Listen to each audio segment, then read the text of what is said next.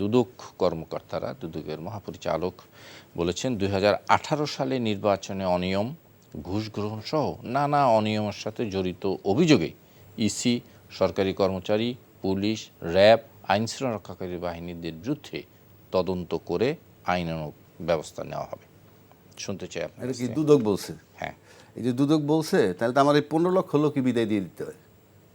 কোন 15 লক্ষ সরকারি কর্মকর্তা কর্মচারী।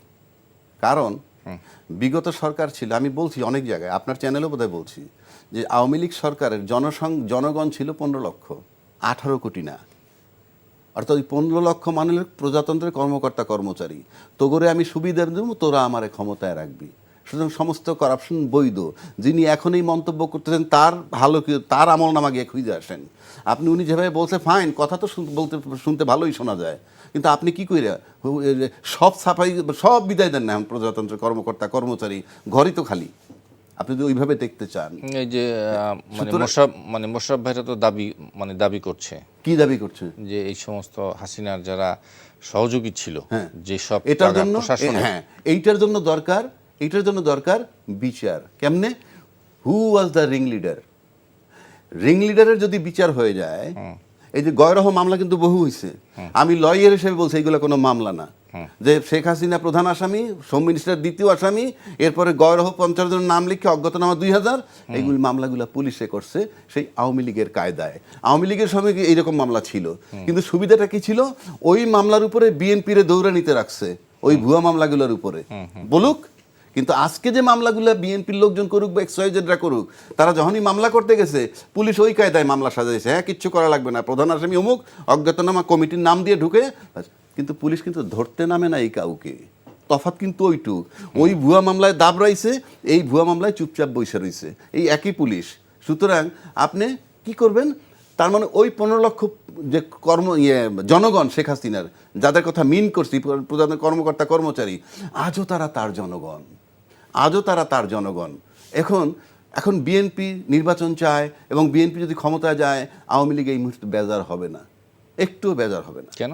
এটার কারণ হচ্ছে যে যিনি টেক ওভার করুক ইউনূসের জায়গায়, ব্যক্তি ইউনূসের বদলে, ঠিক আছে, তাহলে সে আর যাই হোক ইউনূস সাহেবের মতো জায়গাটা থাকবে না তার। যে কথা আমি একটু আগে বললাম, আমাকে প্রধান উপদেষ্টা বানাইলে সে ভর্তা বানাইতে পারবে। সেই অর্থে বলছি, আপনি বসাইলে পরে কি হবে? আপনাকে এই প্রশাসন নিয়ে কাজ করতে হবে, আর এই প্রশাসন নিয়ে কাজ করতে হলে আপনাকে ছাড় দিতে হবে। ছাড় দিবেন কাকে? পতিত যারা আছে এখানে, যারা বিরাজমান, তার ভিতরে 626 জন পলাতক ছিল, তার থেকে কিছু সবই বের হয়ে গেছে ক্যান্টনমেন্ট থেকে, কিছু হয়তো ধরা পড়ছে, বাকিরা বাইরে চলে গেছে। আর যারা যেখানে আছে, এই কোঅপারেশনটা পাইলে, গ্যারান্টিটা পাইলে প্রশাসনের কোঅপারেশন পাওয়ার পর কাকে দমাইতে হবে?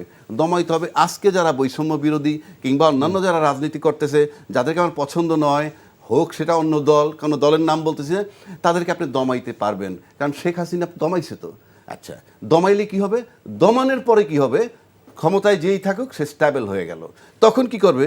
এই প্রশাসন আর ওই পতিত সরকারের লোক মিলে আবার এই ক্ষমতাসীন যে থাকবে তার বিরুদ্ধে লেগে যাবে। ইনশাআল্লাহ তাআলা দেশ যাবে সেই জায়গাটায়। না, কিন্তু এটা আমার ধারণা, প্রিজাম্পশন। আমি বলছি না যে আমি I am absolute on this issue না, কিন্তু যেই 18 সালের নির্বাচন বা পরবর্তী আরও যে নির্বাচন আমরা দেখেছি, সেই নির্বাচনগুলোর কি কোনো জবাবদিহিতা আসবে না?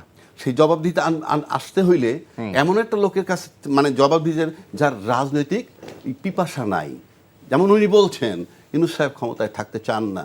আই ডু বিলিভ, অন্য উপদেষ্টাদের কথা জানি না, উনি যে থাকতে চান না এ ব্যাপারে কোনো সন্দেহ ব্যক্তিগতভাবে আমার নাই।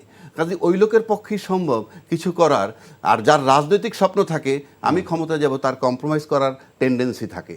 কিন্তু যার এই স্বপ্ন থাকে না যে আমি দেশটাকে একটা জায়গায় নিতে চাই, তোমরা আমাকে বসিয়েছো, এয়ারপোর্টে বসে বলছে তোমরা যদি আমার কথা শোনো তাইলে আমি থাকবো, নাইলে চলে যাব। এখন ইউনূস সাহেবের কাছে অনেকগুলো অপশন আছে। উনি নির্বাচন না করেও চলে যেতে পারেন, নির্বাচন করেও চলে যেতে পারেন, ওনার ইচ্ছা। কারণ ওনার কোনো রাজনৈতিক অভিলাষ নাই। যার রাজনৈতিক ইচ্ছা থাকবে সেই কম্প্রোমাইজ করবে।